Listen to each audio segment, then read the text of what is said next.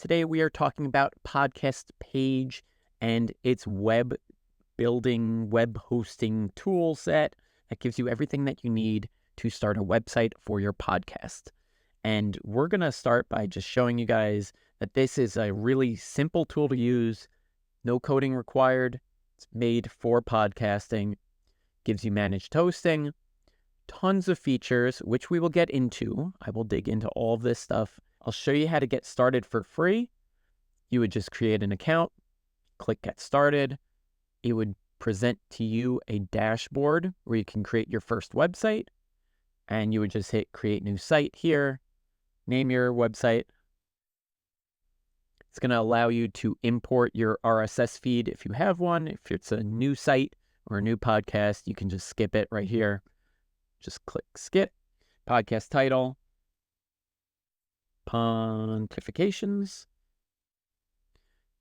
Write a description, add your artwork, create podcast. And here we can choose our theme. So actually, if you check out the link down in the description below, I've got the different examples laid out in a much better fashion than what it is here. So I encourage you to check that out. For now, we're going to check the select theme for Dizzy. We'll check this out. Select theme. And it's going to redirect us to our podcast website. And look at that. It's pretty much done for you. So this is pretty awesome because you can fully customize this out however you see fit. However, if you're lazy and you want to just roll with it, you can also just roll with it. So I think that's pretty cool. We've got a ton of different settings and features and things like that. I want to talk more about how we're actually going to get people to this page, because without any traffic, we're not going to go anywhere. You're not going to grow your show. You're not going to make money on this. If that's a goal of yours, it's just going to be a stagnant show that doesn't go anywhere. So if that's anything you want to fix or work on, let's talk about it. All right, so what is the importance of having a website? Why does this even matter to begin with? It matters because owning a website is like it's like a hub and spoke model of traffic, of people coming to listen to your show, watch your show. What a lot of people will do is they'll build a presence on YouTube. They might build a presence on Instagram, TikTok, Medium, LinkedIn, Facebook, you name it. But what's missing from all of these is that they're not actually sending people to one centralized place. And the importance of actually having a centralized place to send everybody is for memorization.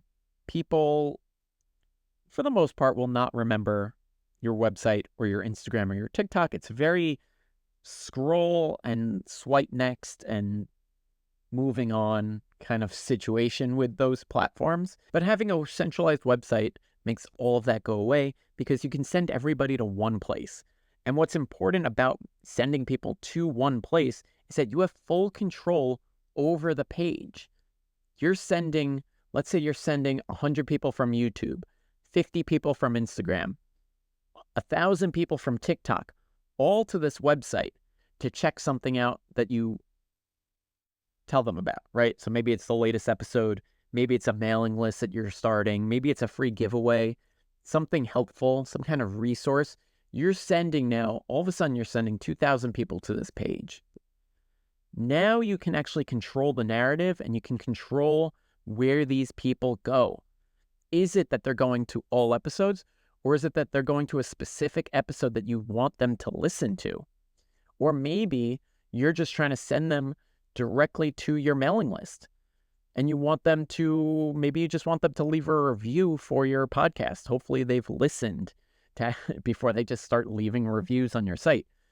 But the point is that you're kind of controlling exactly what they see. They might land on this page and just see the subscription to subscribe to the show. Maybe here you give a free giveaway. If it's a show about finance, you could do like a mortgage guide or home buying guide, something like that. You will get people to sign up. And then you have people within your wheelhouse that are interested in what it is that you have to offer, as opposed to people just scrolling past you on social media. So that's one really big plus in my eyes for having a website for your show. The other reason why it's important is because you own the domain for the website. So let's say that everything you've got is on YouTube and it doesn't exist anywhere else. The issue with doing it this way is that YouTube can one day just decide to close their doors. They can change their business model. They can decide to demonetize you or remove your channel and suspend you. Same goes for TikTok. Same goes for Instagram. You name it. Any other platform, they can remove you and you can be at the whims of faceless companies that have no recourse for anything because they don't have to. They're free platforms. Owning a website is really good. You own the domain. You can keep that domain for as long as you renew it. You can have that for 20 years, 30 years, 50 years, whatever it is, that's yours. The website itself can be hosted in the same platform if you want. They can be separate. You can switch from podcast page to WordPress or anything else that you decide down the road. But the point is that you own that domain. You own the content that's on this site, and you can do with it what you please and what you see fit. And that is really, really, really important. The next thing I want to talk about is a little bit about the hub and spoke model again. Let's take a look at this again, because the same applies just as we were talking about like YouTube, Instagram, TikTok, LinkedIn, Medium, etc. Using this model, this also applies to content on a website. And this is actually key to getting your site found in search to begin with. If you wanted to grow your show, one of the best ways you can do that is by having this structure on your site. And how do you do that? Well, you would do it with episode transcripts and episode posts as blog posts. So, for instance, we'll go over here. Let's see. I want to see my site. So the point of the blog is really that if you turned each blog post into content, you'd be able to pull those people in. So I'll show you an example, the JRE library. This is like the Joe Rogan library. This is a non-affiliated, I don't believe they're affiliated with the podcast itself, but what they do is exactly what I'm talking about. We've got Callie Means and Casey Means on episode 2210. If we click that, it's an actual blog post. These are the books that are mentioned, and they're all affiliate links going to Amazon. He's got a little ad here. He's got the episode here, clips from it, etc. And that's his site.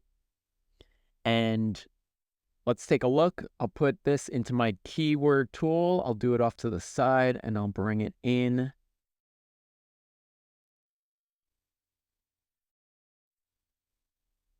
Let's take a look. This is a keyword tool that I use to measure what keywords this particular page shows up for in Google search. So right now it's kind of low in the list. I know you guys don't really know what I'm showing you necessarily, but let's take a look here. We'll find a good episode. Here, I'll show you. So we'll find a popular episode here. Oh, we'll just take a look at Protect Our Parks. Here we go. Protect Our Parks. His website shows up number 3 in position. He's getting about 300 people a month going to it from Google for Protect Our Parks. So if we were to actually do a Google search for this, we would show Spotify, YouTube, JRE library. Did you guys see how I kind of reverse engineered that? So what's powerful about having a website is exactly this. They have a blog post. The blog post is quite literally about the episode. It has the resources for it. You can put some affiliate links. You can put ads on it. You can embed the episode, have clips of the episode, stuff like that. You can also do your mailing list, have a mailing list here, and you can try to funnel people into following and subscribing to the show, which you can do via this website. All right, so let's talk also about a few of the features of Podcast Page, because I think we talked about a website, we talked about the importance of having a show, and the question is like, why would you use this platform? This is a good platform because you can kind of do it all in one, and it's very easy to get started. As you saw, it took about, 3 or 4 minutes to get the site going. I've got the site here. It's very, very simple. It's all built out. It's clear and easy to use. You can adjust it as you see fit over time. But bottom line is that you've got a site and you've got a domain that you hopefully own. So we talked about individual episode pages. You can do transcripts on the page itself. That's going to help a lot with Google finding your episode. And if you want to do that, I've actually gotten a video that I'll link down below as well for how to get a transcript of your podcast. You can do it automatically. It's very cheap to do. And you can have your subscribe and follow buttons. All right. We've also got marketing and growth options. So what they do is they include pretty short links to easily add affiliate links and redirects to your site. And why that is important is because if you were to go here to this guy's website, you can see in the bottom, you can't really see in the bottom at all, but if I were to paste the link here, it's just an Amazon link that he's using.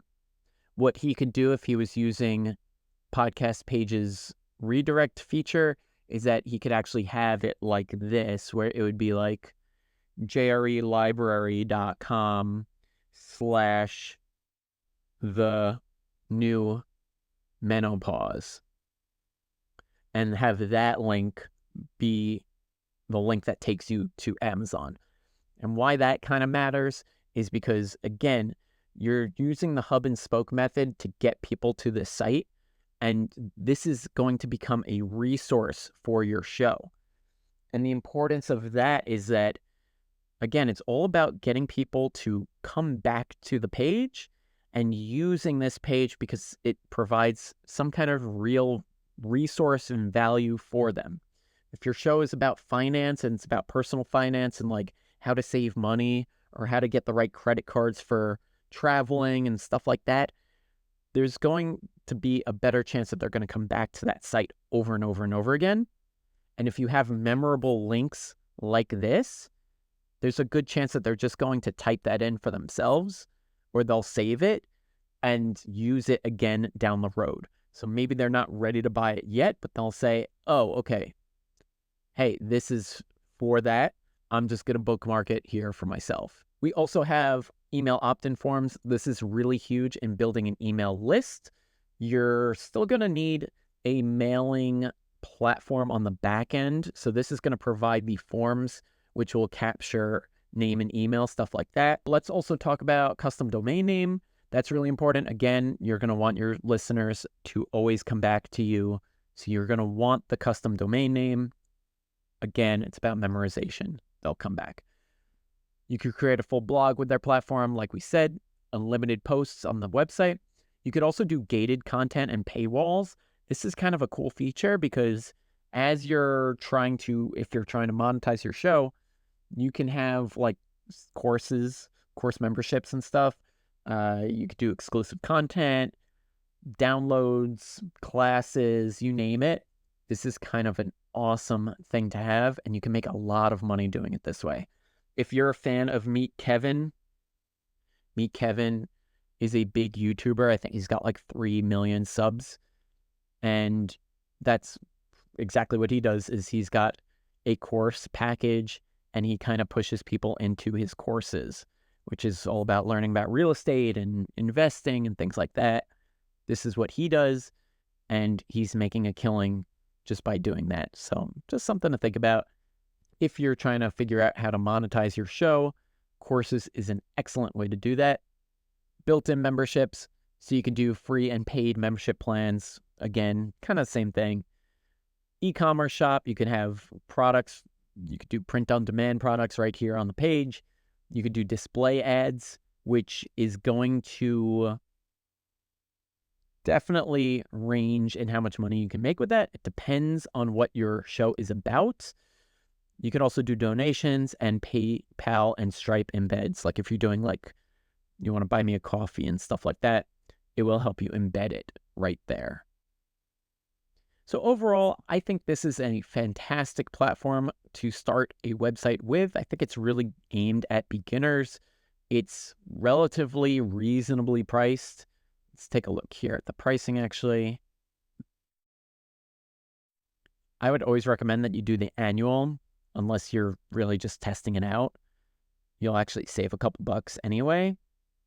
But you get one website, 12 bucks, what was that? 12 times 12. My brain's not working today. $144. You're in the door, unlimited podcast episodes, and you can kind of build this out.